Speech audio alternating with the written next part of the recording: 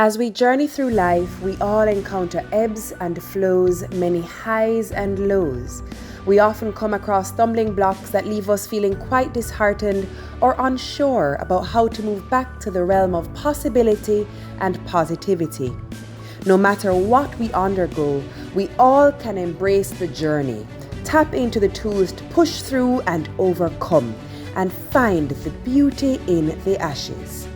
This is Odyssey with Yendi, Beauty in the Ashes. Brought to you in partnership with MasterCard and Sagicor. Make online purchases in a safe way with Debit MasterCard. Let the passion of football find you everywhere. MasterCard, start something priceless. We're all in. Are you in? Yes, I'm in. Are you in? We're all in. It pays to be in Sagicor Bank Bonus Savings Account. I'm in. It's a pooled savings account that pays you more.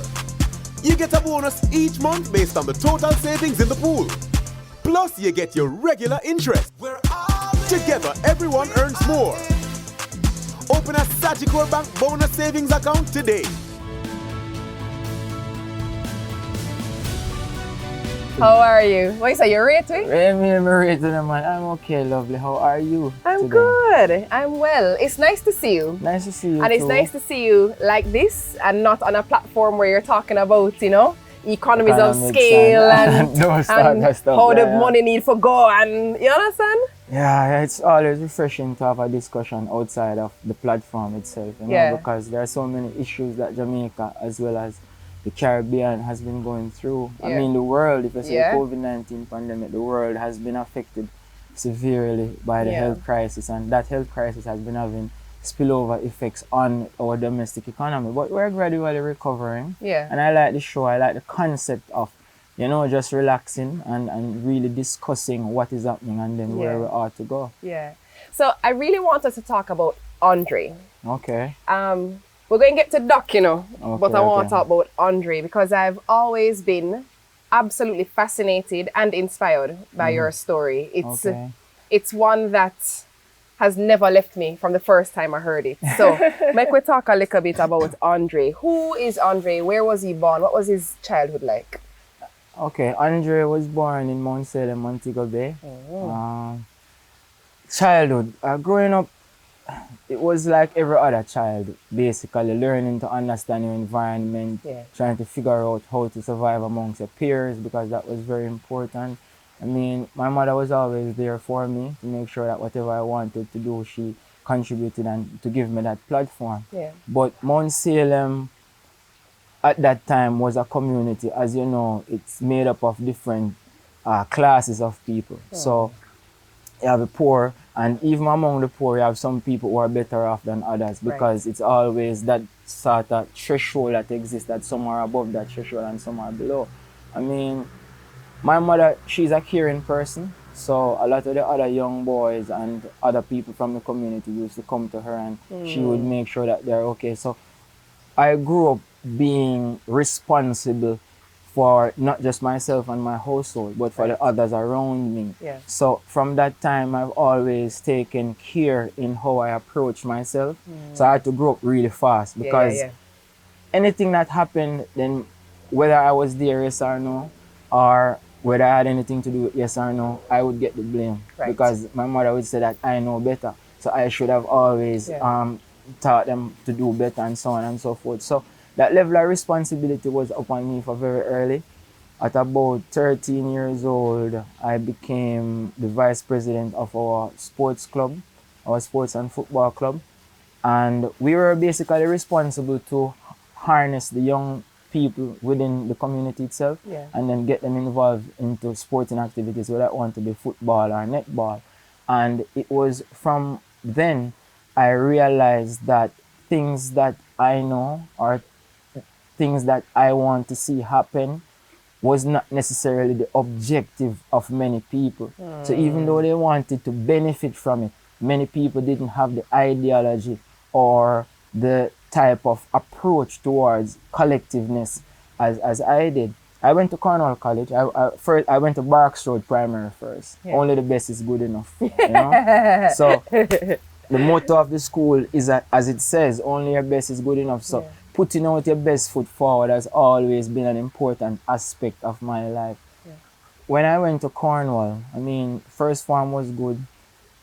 Second form, they really started to transition into that teenager type of lifestyle, type of, you know, doing things outside of the regular bookwork that, you know, you really shouldn't, but you're a young boy, so you're curious. All of us were curious, you know.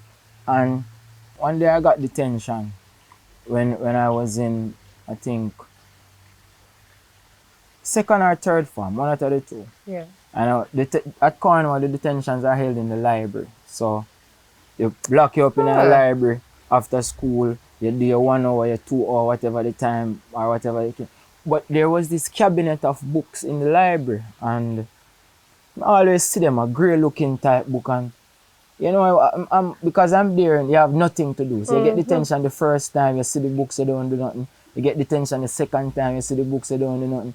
By the time I get detention the third, fourth time, now you start paying attention to the books because it wasn't a time when we had mobile phones to go on the WhatsApp and the, whatever the case may be. And there was this cabinet of books, and I'm saying, why are so many of these same book doing here? So one day I got curious and I took up one of them, and the book was written by Michael Manley. The Politics of Change, that was the name of the book. And you know, you're young, same way. You start reading the book, and the book is talking about economic challenges that the country and people within themselves have been going through, and the whole idea of self-reliance and becoming independent as a nation and what exactly it means.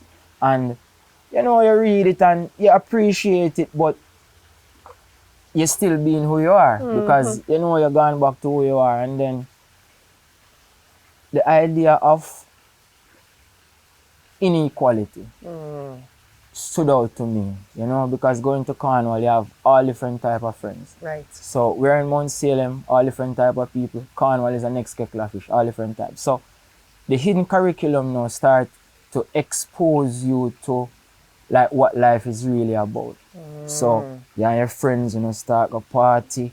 One of your friend have a villa here and you party there, and you know, you do the whole regular student thing. And then one day I said to my mother, I said to her, I said, I mean, when did this inequality come about? Why are we here in Mount Salem? Why we not own this? Why we not own that, you know? And she was explaining it to me, but she started crying. And when she cried, she said that she was doing her best. She herself, without a university degree, just high school education, really couldn't explain to us what was the real cause of inequality within different atmospheres, within different environments, within the country itself. So, and of course, I cried with her at the time, and you know, I said, no man, well, mommy, I'll do my best, understand this thing and get to the top of it. And it was then I decided that I needed to get an answer as to why some people are rich versus why some people are poor. And my pursuits led me at that time to economics. You understand?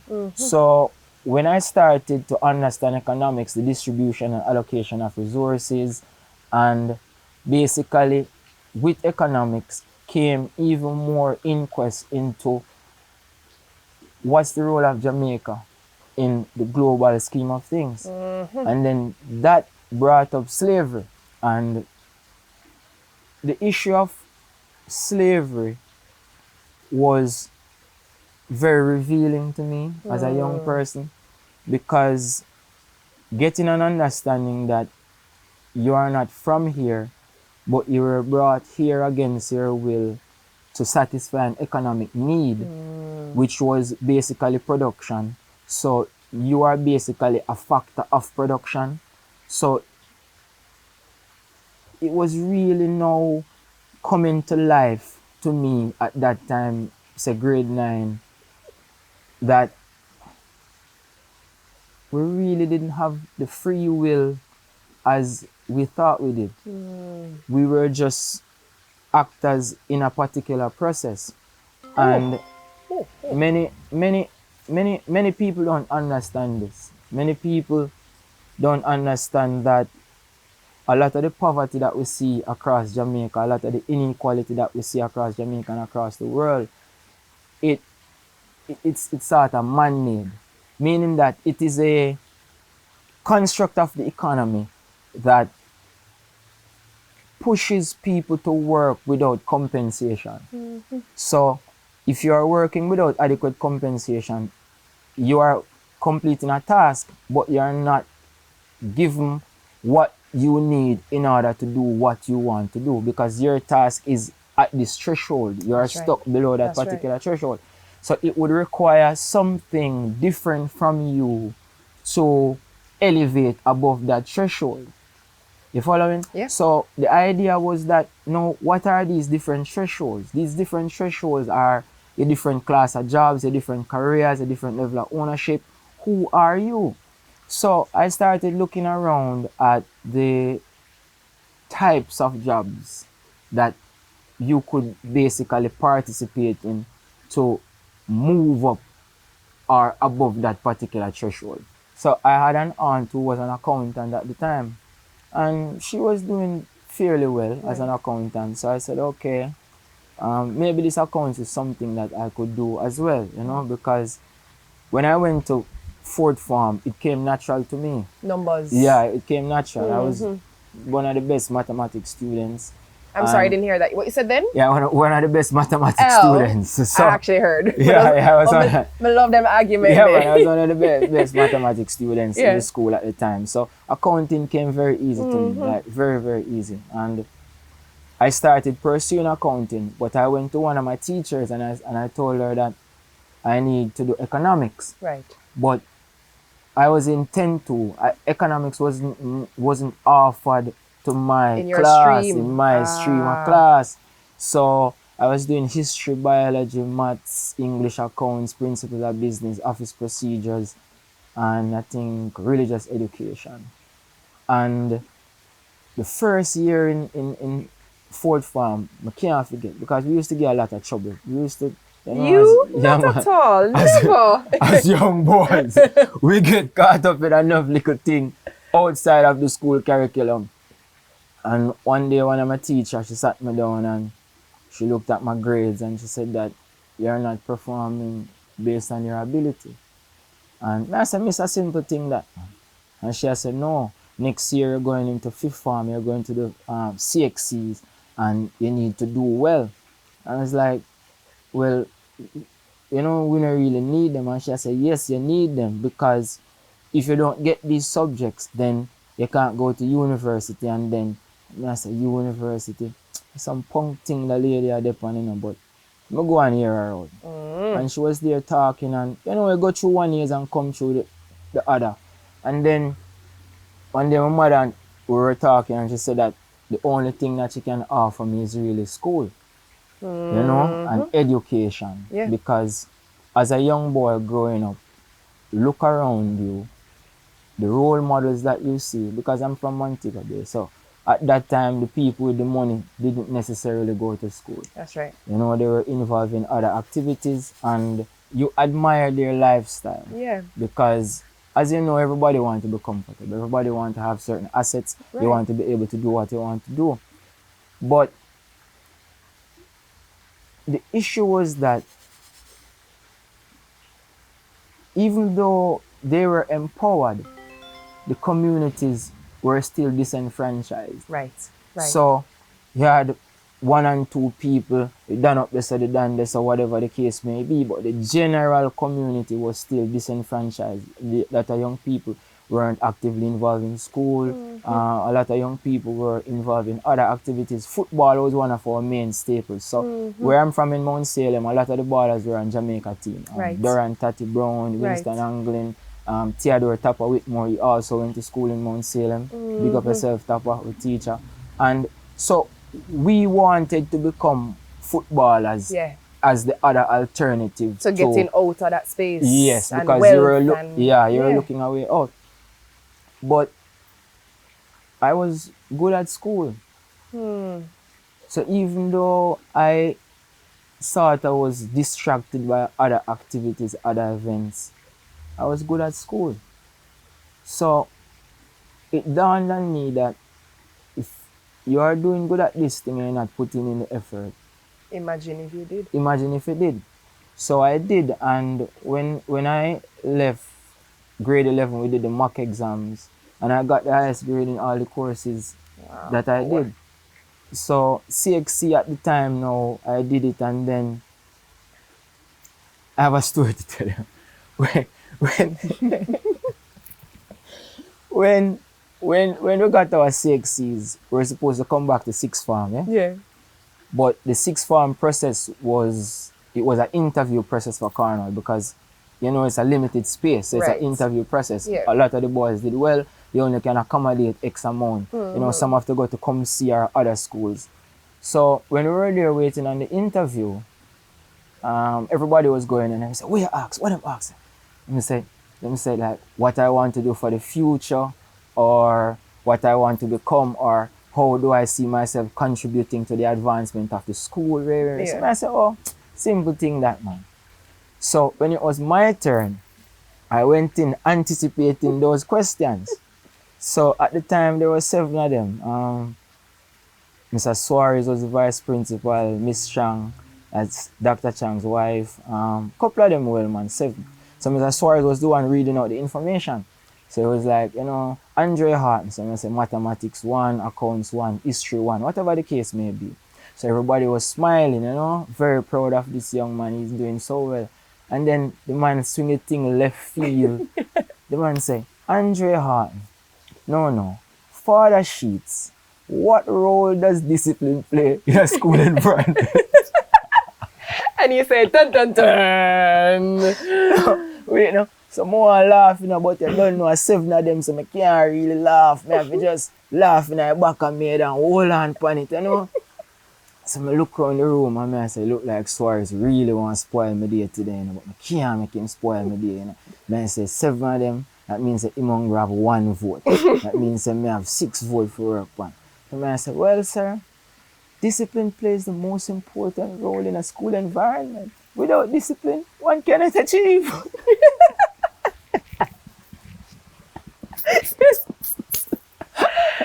And everybody were there nodding and smiling. I say, yes. And I say, yes, man. That's for each other, man. You see me?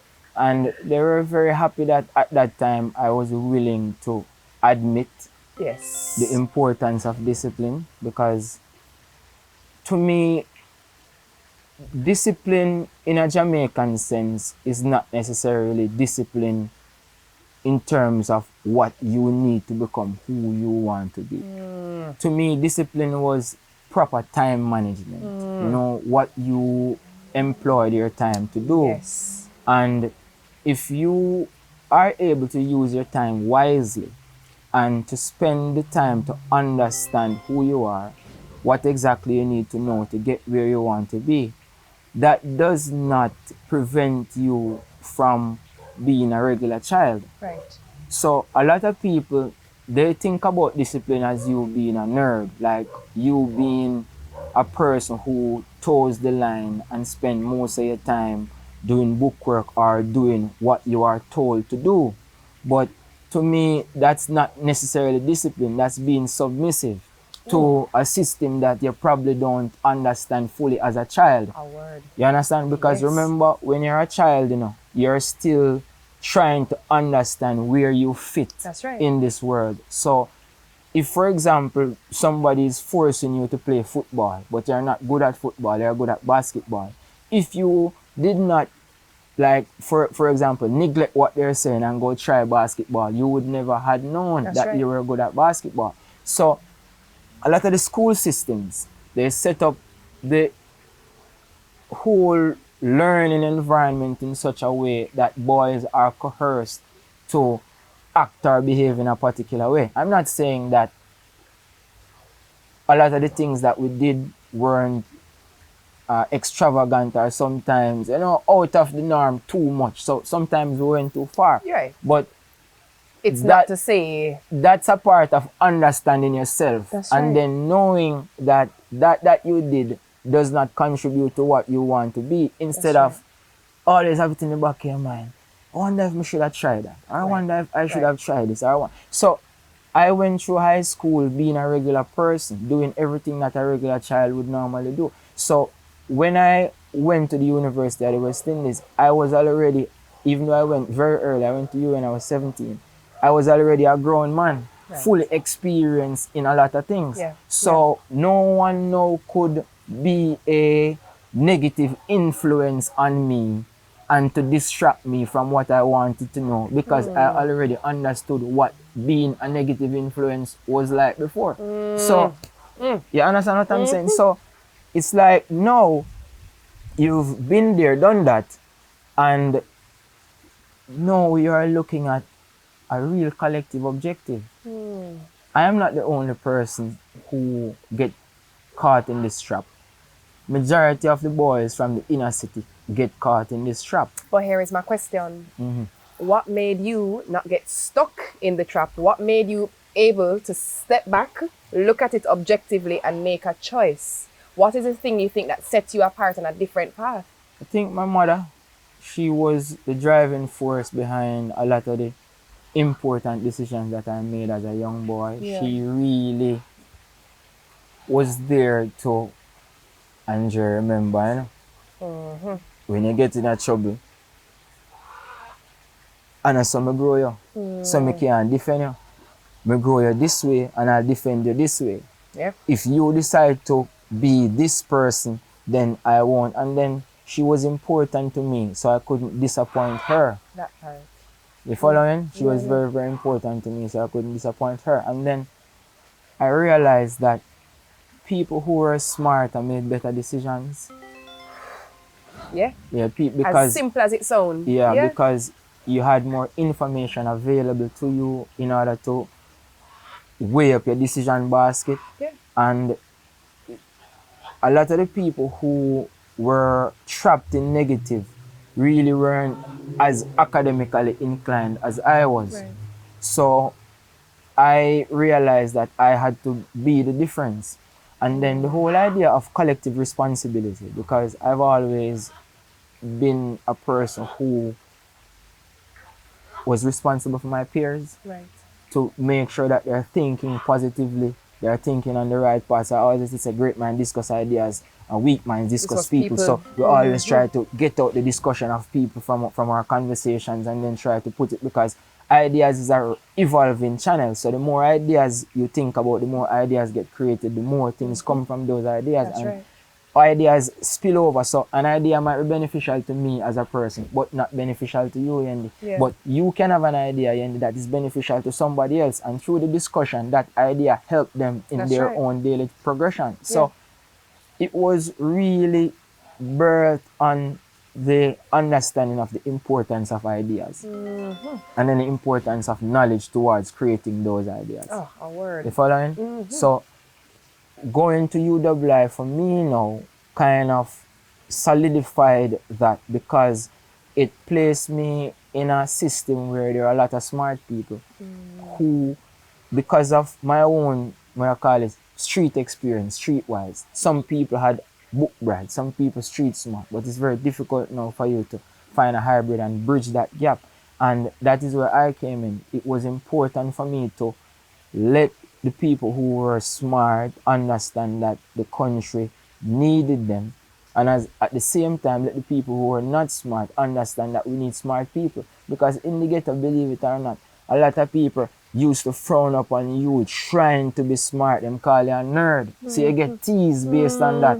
So a lot of young boys now don't aspire to be nerds because they don't want to seem inferior, or they don't want to lose their boyhood or manhood. You understand what I'm saying? And little street cred too. And some of the females, they help to propel this, because a girl not rate you if you're not cool. You understand what I'm saying? A few girls go like, say that you they taking book or whatever, something like that or whatever. It no matter, young girls. And then as a young boy, remember that even though you're looking at your future, you're still doing your future based on your actual surroundings. What is taking place around you now, who you like, who you don't like, who like you, how you understand? So those factors play a real role in how a lot of these young people articulate and express themselves. And it is not until we start glorifying education as a country. That part. You're following? And unless we start, because the literacy rate in the country is very bad. I mean, 83% I think of the population don't have any tertiary level education.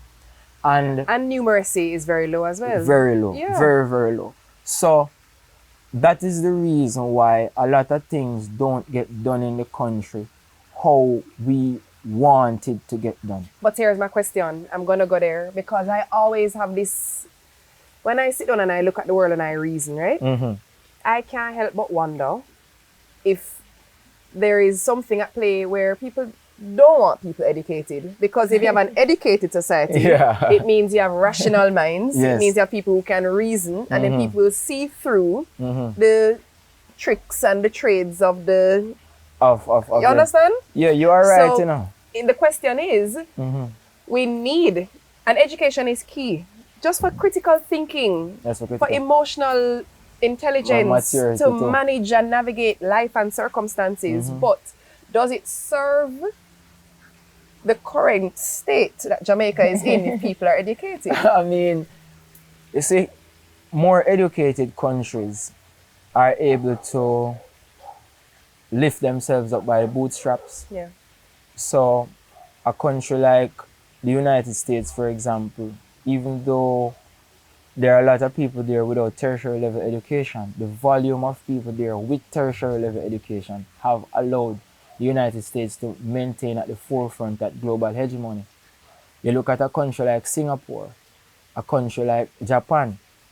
These countries were able to move from a state of developing to a state of developed through their education system. That's right. And I mean, education itself is not just being book smart, you know. It's not. Education comes in many ways. So you take a man, for example, he's a garbage collector. Somewhere in the world, he's a sanitary engineer. Which is what he is, because our society can't function without him. Exactly. Because without him, then you have an issue with health and wellness and outbreaks in a space. It's critically important to the function of society. Exactly. Yeah. But because we see him as a garbage man, we belittle his whole pursuits, his energy. We belittle it. So, and further to that, his remuneration does not match the value of what he offers society. So a girl now come and say, "More there with that garbage man, you know," because first thing, her friends not gonna like it, even if she book him outside of the scenario, and you know she like him as a person. You know people have personality, so you go for like a personality, not what someone does, but who they are. You find out say I'm a garbage man, her mother not like him, nobody not like him, and I'm just using that as one example because there is this idea now where everybody is chasing money. So them say if it don't make money, it don't make sense. So imagine everybody are running money. You want $1 million every day. So the plumber now make $1 million every day. The electrician now make $1 million every day. The teacher now make $1 million every day. But these are functional jobs that we need. That we literally can't survive without. We cannot do without them. So how do we fit these people into our economic progression? Or how do we change the narrative and the mindset of how people view me not call an accountant, me not call an economist, me not call a businessman. Me not call some basic little people who we tend to look down on their profession. We have to change the lens, man. We have to change the lens that we look through. Because it's not right. Exactly, because they have to survive. So a one is a very good plumber. A girl I look on him and I say, you see them look on a big plumber. And I say, okay, so how comes here now? Tools hardware.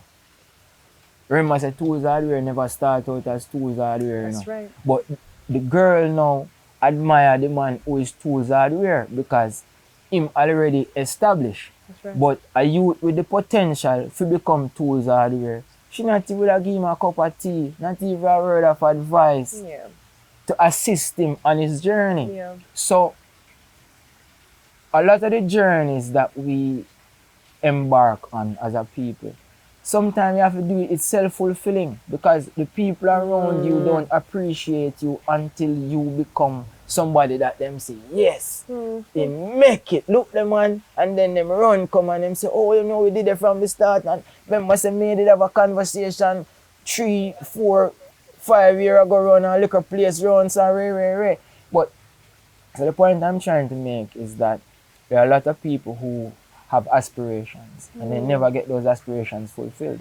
But there are a lot of people who have aspirations, but they just need someone around them to appreciate that they have an aspiration and give them the time to breathe without pressuring and bombarding them to be something else or to do something else. So you have enough man now who them good at this or good at that, but them can't focus and get it done because them need money now. You understand what I'm saying? So it all ties into the whole thing of what is our aim and the level of education that the people around us have. Because if you have an understanding of the value of this thing, then you will invest in it. You understand what I'm saying? So the question you asked, in Jamaica, do we believe that people being more educated is beneficial to our economy? Yes, it is. Far more beneficial than if politicians or the status quo want to keep people ignorant in order for them. Because a lot of the corruption that we see taking place in the country is from the simple budget. Now, you can imagine, instead of a politician trying to rape the budget every year, a politician sees the budget, uses the budget efficiently. The country itself now can generate more revenue from the platforms that we create. And then you know, as a politician, will be in a position to be better off as well. That's right. You understand what I'm saying? But I feel like it's just logical, but yet we have the opposite that's been happening for decades and decades and decades. Centuries. So, there are some with the will, but the way tends to be a bit obscured. Yes. Because take a community, any community, the people who live there, you know, if you get a money for build a road, you know, some of them prefer you take half of the money, you know, and give them, you know, if you go buy clothes, you know, or give them if you go bra for spalav and then build the road substandard, you know. I say, yeah man, a politician can link me and make a money and he give me a thing, rare. Then if you show them, say, look, the asphalt, instead of make it 1 centimeter, we can make it 2 inch. And instead of lasting for a month, it can last 5 years. But that not ribbit to them. And this then ends up benefiting your productivity. Exactly, because you know if you drive a car, you have to buy less parts, you get to places quicker, your productivity improve because productivity is time. You following? And that is the problem we have been facing as a country. We face huge productivity challenges because we have not harnessed the knowledge base of our economy, the technical base of our economy. So Yendi with a skill, we have a very good skill. Yendi's skill is more appreciated in America or in Canada. So Canada would say, oh Yendi, you're a nurse. Oh, them will pay you 400 US a month to Jamaica. No, come, we pay you 6,000. And you look when you look at 400 versus 6,000, you pack up your bag and you're gone. We'll deal with the coal. That's what you think about, You pack up your bag and you're gone. So, a lot of the times people say, okay, we need to train more people and we need more people being educated. But even that has been contributing a lot to our brain drain as well. Yes, we get back the remittances, but unless we take a broad brush approach towards productivity and a broad brush approach towards what the country produces for sale to the rest of the world and the value of it, because the value of what it produces is an important thing, then income levels straight across the board will not increase. And it has to start from a central body, and that central body has to be the government, because they are the ones in control of our collective resources. And so the government come about, you know, 5 of us here as a part of a community, and we say, okay, we're walking on dirt, and we say, you know, so we need to fix this road. And we say, let's build a pot. And every month we work, we put our money in that pot to fix the road. And you say, okay, how much money you work? How much money you work? And I say, how should the contribution be? Should we each put $10 or should we put a percentage of what we earn? And I might say, well, all of us are using road, but we can put a percentage of what we earn. So we say, all right, income tax at 25% of what we earn. So everybody, irrespective, above, a particular threshold. You can imagine now, every month you work and you save, you put towards the pot. Somebody go screech it, take out half. And that is exactly what has been happening, Right. We say we need a school to educate our young children. See, a pastor saying a minister this and minister that. And then now, when I say I'm a pastor, so you look to a pastor as an example if you have certain level of right. And that's why the whole thing where they talk about discipline, a big illusion to the youth them.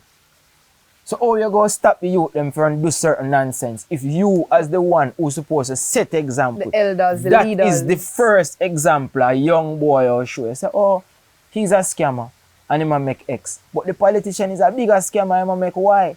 So their and him get a title with it. Exactly. So their aspiration now is to be a big scammer like the politician. Their aspiration is not to go working in a hotel for $10,000 a week.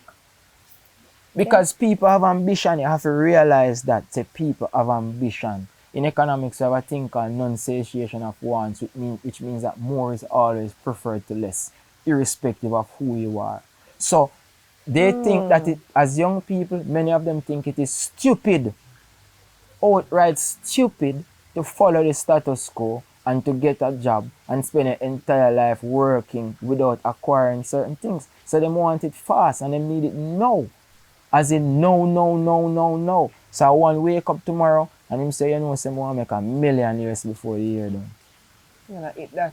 And at that him I tell himself, say I want $1 million. Now when February, by December, I want $1 million in my account. And he's going to do whatever it takes because he realizes that when you have the money, everything else become easy.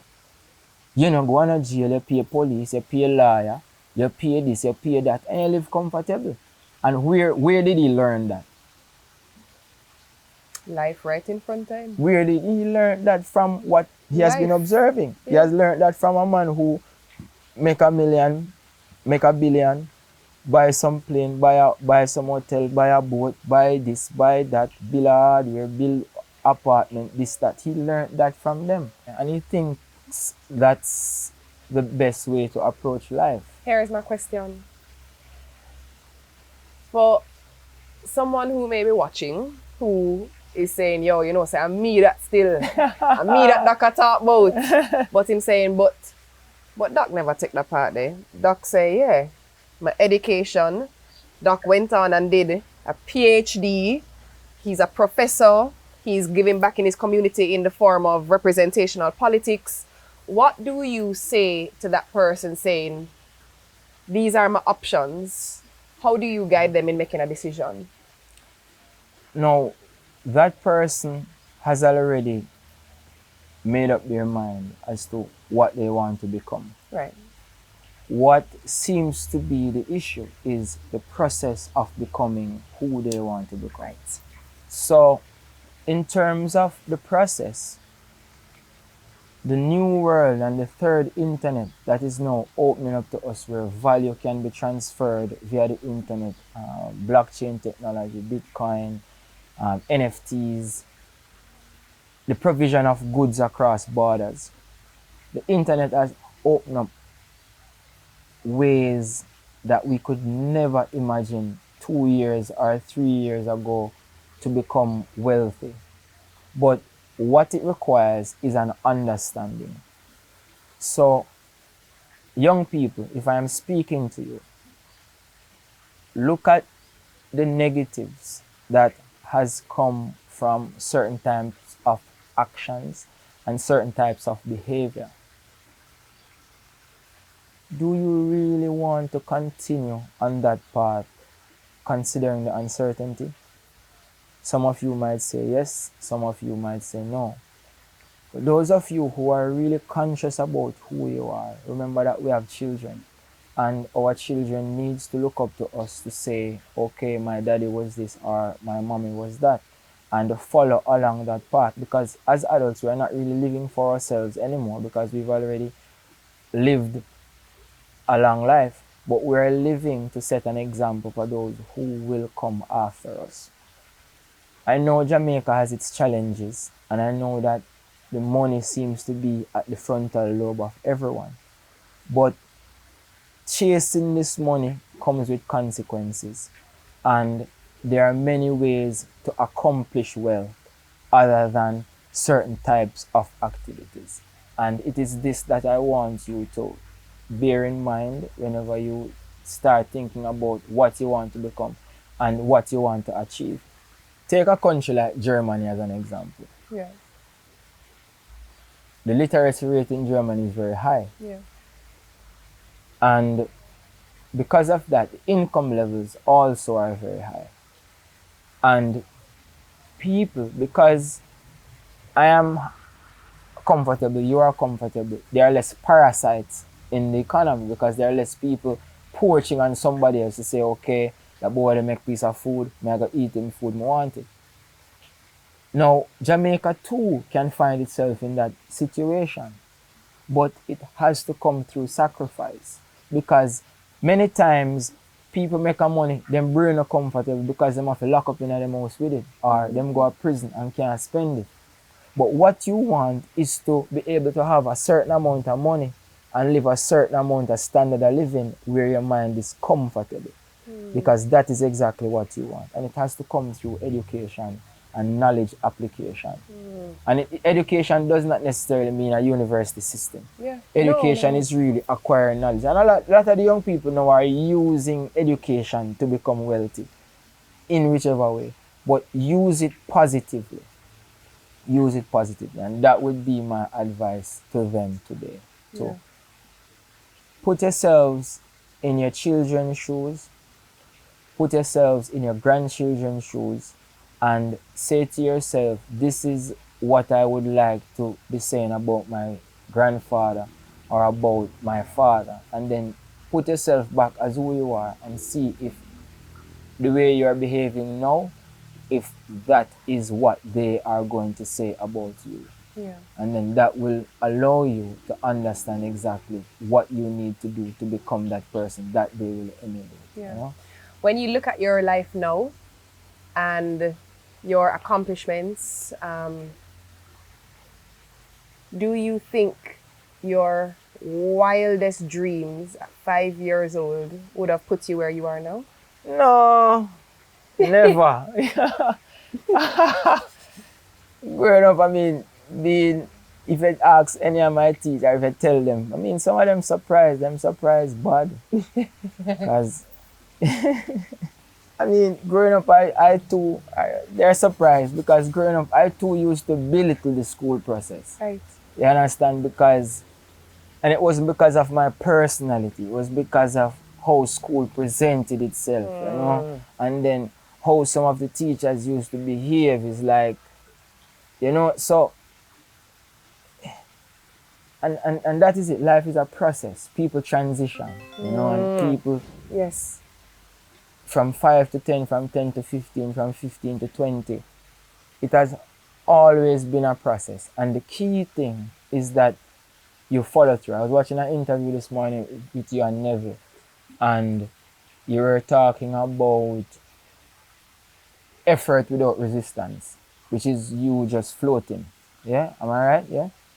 And that is a mantra that has always guided me. I've always seen myself as a beach ball, being blown by wind and pushed by current.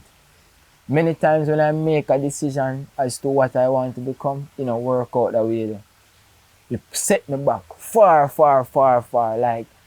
But when I follow through with what I am good at and focus on what I am good at and the purpose I see using what I'm good at to accomplish, which is really collective development, because I'm always motivated by helping people to become their best selves, because that is very important. If you live in a society and you're the only one better off, if there are 5 of you, picture it this way.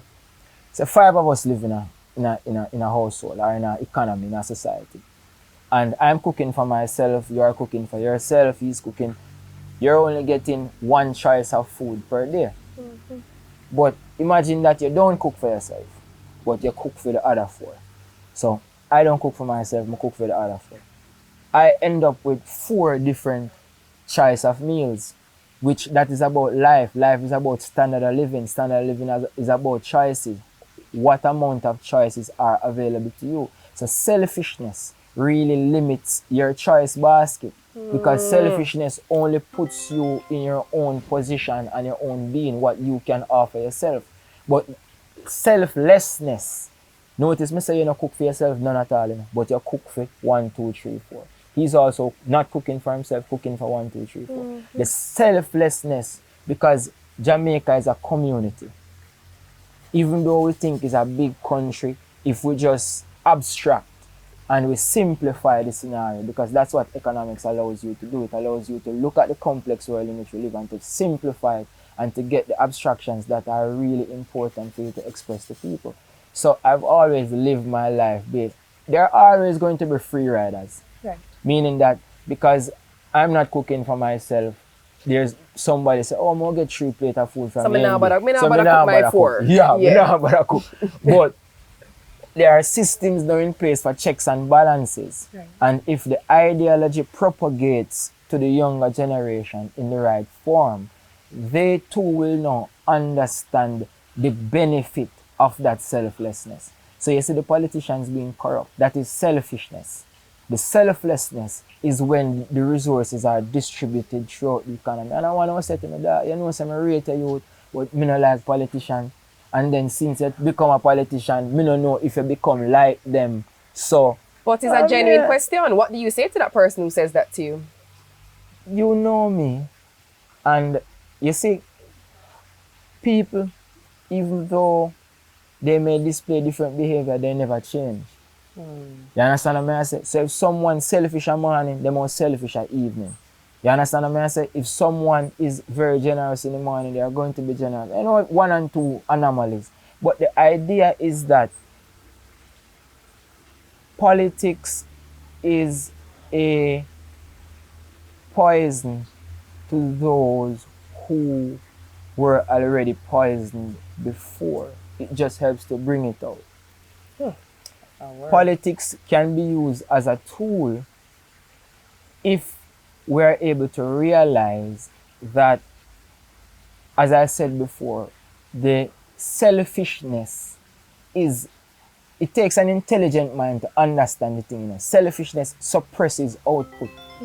Selflessness increases output. And with someone of my inclination, it is always important for me to look at how we can increase output, because increasing output benefits everyone more. You understand what I'm saying? It come like you have a pot of food and somebody a thief out there. You can't do that, because it takes maturity to understand that doing that hurts the entire thing. That's right. You understand what I'm saying? But because we are so used to the status quo, we're so used to politicians and thief, we're so used to people that care about, we're so used to people that care about themselves. And I want to tell you, love the politics youth and go look your own bread, make sure say your pitney them alright. My pitney them have always alright. Right. Whether them have $1, I see my mother share 1 orange with 8 person. While I see a one with the orange, him don't know how to share for 2 people. You understand what I'm saying? So it's not a Jesus thing like you share 2 fish and 5 loaves. It's a mental level of comfort wherein you're satisfied with whatever, because more is not care or you see a one rich. There is going to be a one richer than him. That's right. You understand what I'm saying? Yeah. So no care where you see a one poor, there's always going to be a one poorer than him. But everybody has survived. You understand what I'm saying? And that is the key. That is the key. And the choice basket that is being made available to people will increase when we become. Here is the MasterCard priceless moment. The world is very strange and very similar to how you have different types of plants. You have a mango tree, you have an aloe vera plant, you have a bitters, you have different types of people. But the key is to know who you are and what purpose you serve. So aloe vera could never be a mango, and a mango could never be a guava. But they exist in order to complement the amount of choices that exist within the world and the universe itself. As a person, it makes no sense for me to adapt your selfish ways in order to enrich myself, because riches does not necessarily come in fiat money. Riches come in who you are and how you feel as a person in terms of the work you have to do and who you become throughout your lifetime. Remember, Yendi, we are not only living for this lifetime. We are connected to a chain of lifetimes that is really infinite. So within this leg, think about it like a relay race. You have to run your leg and set a foundation that is important for the others who are around you to follow and the others who are coming after you to really emulate. So that is why you have to be yourself unapologetically. A whole word. You understand? You have to be yourself, man. You can't really show one selfish and rich. Enough time, you know, go work for you. Puss and dog now have the same luck. You understand what I'm saying? I want selfish and rich. You can be not selfish and rich too. You understand what I'm saying? Because that comes natural to you. Selfishness comes natural to people when they're selfish, you know. How them born, how them parents grow them, you know. Them lineage, you know. Them are just bitters as an example, you know. But if you use a mango, be a mango, man. Use an orange, be an orange. Don't watch nothing, man. You understand what I'm saying? You know, some love it like mango, though. Alright, look at that. Yeah, man. The energy princess. No, I tell you. Oh, you know, so I could have reasoned with you for like... Yeah, we're going to have more time for reason. We'll get more time for reason, man. When you look at where you're coming from and where you ultimately want to go, what is the biggest contribution that you would like to have on Jamaica and in the Jamaican landscape? From my point of view, the biggest contribution is really economic empowerment for everyone. Yeah. Because it doesn't matter where you are, economics is the foundation of living. And the level of income inequality, the obliteration of the middle class. Because the middle class is really the set of people who are the educated ones within an economy. We need to move a significant amount of people from the lower class in Jamaica to a middle class that has education and have the ability to consume. And it is through that consumption that the economic locomotion comes about. The income disparity between the haves and the have-not is very wide. That's not necessarily my concern. If you're rich, you're rich. If you're poor, you're poor. My concern is those who are poor understand what it takes to acquire resources, and those who are rich understand that because the poor has acquired more resources, they have more to spend with them, so they can become even richer. That is just basic maths. And then regional integration is going to be an integral part of that, because we don't exist in isolation. We exist in a collective unit of countries across the region and across the world. And Jamaica is very important to the world itself. That's right. The music we bring, the sports, and most important, the level of consciousness. That's right. If you listen to our music is the only music that preaches love, reggae music, Bob Marley, on a wide-scale basis, and is a form of liberation for a lot of people, irrespective of where they are from. So my aim is for really Jamaicans to realize their value, and then we collectively harness that value to illustrate or be an example to the world itself. Very important to me. You're a great example. It's You very are important. a great Very example. important. Not just to your community, not just to economists, not just to your students. You're a great example to Jamaican men, to men globally. So are you. Yeah, So go are on you. with things. You're a good example too. May I Yendi. try, you know? Yeah, May I you're try, very Doc? May I smart. try? Yeah, you have done really well with this show. I admire you. it. Thank and you. I love how you have given young people and all others the platform to really be themselves and express themselves so that others can learn from them. Because that is the key. I mean, since Ian died, but we haven't really seen a talk show that has allowed people to really, and I've watched a couple of the episodes, and I like comfort, you know, people are comfortable around you and comfortable expressing themselves around you without judgment, you know. And that is very important because young people will certainly learn from that. Yeah. I want to implore you to keep up the great work and Thank you. don't be fooled by the names. Oh, so she do a talk show, everyone serve them purpose. That's right. And you have to fill that niche and that gap and continue to do so. Thank you. I appreciate continue. that. Likewise. Yeah, continue. Was I Prime Minister one day? Well, I'm not really caught up by the titles. I'm more interested in the objective That's right. because a lot of people want to be the Prime Minister.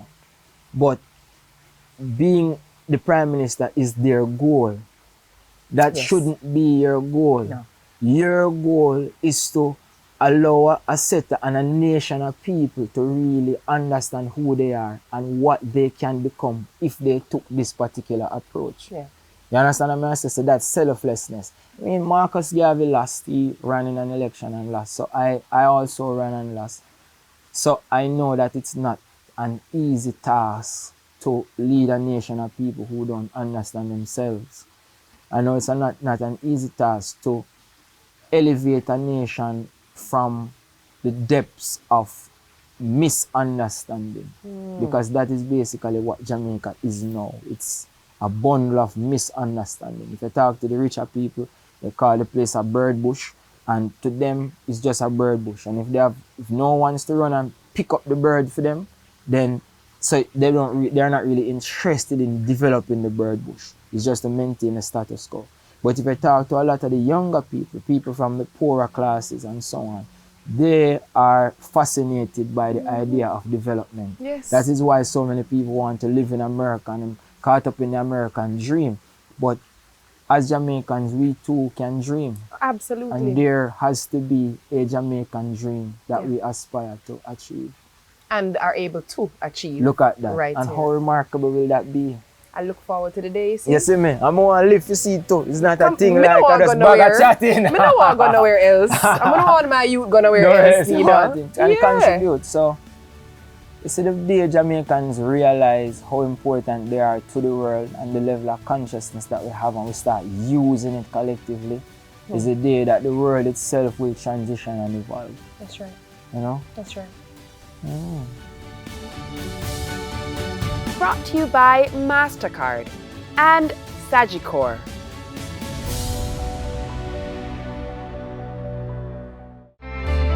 Make online purchases in a safe way with Debit MasterCard.